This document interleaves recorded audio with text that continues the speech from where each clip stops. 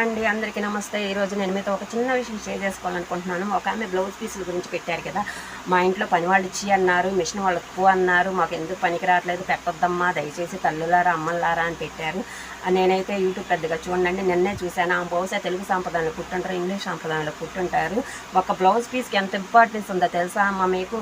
ఒక స్త్రీ పుట్టినప్పటి నుంచి, ఒక అమ్మాయి పుట్టినప్పటి నుంచి పుణ్యశ్రీగా పోయే వరకు కూడా ఒక బ్లౌజ్ పీస్ లేకుండా ఒక చిన్న కార్యక్రమమైన, ఒక చిన్న పూజ జరుగుతుందండి. అసలు మన తెలుగు వాళ్ళకి అందరికీ తెలుసు. ఒక బేబీ పుట్టిన తర్వాత ఫస్ట్ టైం 11వ రోజు స్నానం చేయించి చాటల్లో బ్లౌజ్ పీసేసే పండేస్తారండి. ఇది తెలుగు వారు అందరికీ కూడా. చివరికి పుణ్యశ్రీగా చనిపోయిన తర్వాత కూడా పసుపు గన్నము బ్లౌజ్ పీసులు అన్నీ పంచుతారండి. అంత విలువ ఉంది. అమ్మ మీరు బాగా రిచ్ ఫెలోస్ అయ్యి ఉండొచ్చు, మీకు ఎలా వాడుకోవాలో తెలుసు, అవి వేస్ట్గా పడి ఉండొచ్చు అమ్మ. మేము ఎలా వాడుకోవాలో మాకు బాగా తెలుసు. మాలాంటి వాళ్ళు చాలామంది ఉన్నారు. కొన్ని చెప్తానమ్మా. మనకి శారీస్లో వచ్చే బ్లౌజులకి లైనింగ్లా వాడుకోవచ్చు, కట్ చేసి శారీస్కి ఫాల్స్లా వాడుకోవచ్చు. చిన్నపిల్లలు ఉన్నప్పుడు సమ్మర్లో తట్టుకోవడానికి వేడికి ఇవి కాటన్ కాబట్టి చిన్న చిన్న ఫ్రాక్స్ కుట్టుకోవచ్చు. స్కూల్కి వెళ్ళే పిల్లలు ఉంటే మ్యాచింగ్ హెయిర్ బ్యాండ్స్, పెన్నులు పెన్సిల్ తెచ్చుకోవడానికి మ్యాచింగ్ పౌచెస్, ముక్కులు తుడుచుకోవడానికి మ్యాచింగ్ చిన్న చిన్న పీసులు కట్ చేసి కర్చీపుల్లా కుట్టుకోవచ్చు.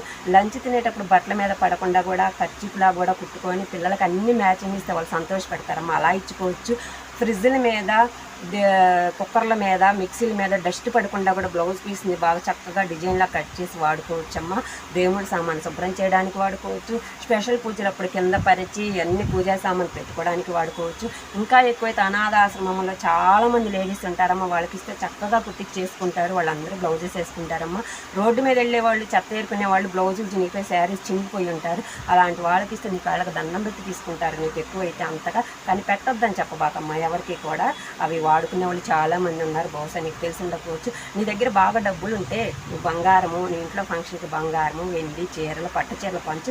మమ్మల్ని కూడా పిలు, నీ పేరు చెప్పుకొని మేము కూడా బంగారము, వెండి, పట్టు చీరలు చెప్పుకుంటాం. కానీ సాంప్రదాయాన్ని అవహేళన చేయబాకమ్మ. ఈ యొక్క సాంప్రదాయం అయినా సరే అది ఊరికే రాలేదు.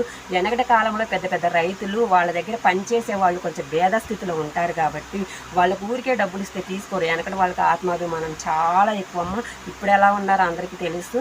తీసుకోరు కాబట్టి వాళ్ళని సాయం చేయాలని మంచి ఉద్దేశంతో వాళ్ళ పెళ్ళిళ్ళకి, పండగలకి వాళ్ళని పిలిచి చెల్లెమ్మకి పసుపు కుంకం కింద తాంబూలం పెట్టి చీర, జాకెట్ ముక్కలు పెట్టేవాళ్ళమ్మ.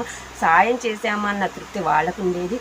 వీళ్ళ అవసరం తీరింది అన్న తృప్తి వీళ్ళకి ఉండేది. అవి కుట్టించుకొని చక్కగా పండగలకు కట్టుకునేవాళ్ళమ్మ. అలా వచ్చిన సాంప్రదాయమేనమ్మా ఇది. మన హిందూ సాంప్రదాయంలో ఏదైనా ఊరికే పుట్టలేదమ్మా.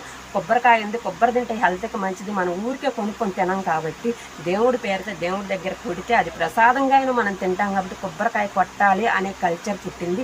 ఏదైనా సరే మన హిందూ సాంప్రదాయంలో వెనకటి నుంచి ఉన్న పద్ధతులన్నీ కూడా సాయం చేయాలన్న ఉద్దేశం ఒకటి. నెంబర్ 2, హెల్త్ పరంగా కొన్ని ఆహారాలు మనం తీసుకోవాలి కాబట్టి, విడిగా తీసుకోం కాబట్టి, పండగల పేరట తినాలి కాబట్టి అలా పుట్టినవేనమ్మ. దయచేసి వాటిని అవహేళన చేయబాకు. మన హిందువులు కాబట్టి మన మతాన్ని, మన సాంప్రదాయాలను మనం డెవలప్ చేసుకోవాలే తప్ప నువ్వేంటమ్మా కించపరిచేలాగా మాట్లాడుతున్నావు. మన భావి తరాలకు ఇంకా 2 యాడ్ చేసి మనం చెప్పుకోవాలే తప్ప డిస్కరేజ్ చేయబాకు దయచేసి. నీలా తల్లి నువ్వేగా తల్లులు అమ్మ అని సంబోధించావు. అమ్మ తల్లి నీకే చెప్తున్నాను, దయచేసి నీకు చేత అయితే ఒక మంచి మెసేజ్ పాస్ అయ్యమ్మా. మన హిందువులుగా పుట్టి మన హిందూ సాంప్రదాయాన్ని మనం గౌరవించుకున్నాం తల్లి. దయచేసి డిస్కస్ చేసేలా మాట్లాడొద్దు, అవమానకరంగా మాట్లాడొద్దు. నేను చెప్పింది కరెక్టేనని మీకు అనిపిస్తే నా కామెంట్ బాక్స్లో కామెంట్ పెట్టండి. తప్పు అనిపించి నా కామెంట్ పెట్టండి. నచ్చిన వాళ్ళు లైక్ చేయండి ప్లీజ్.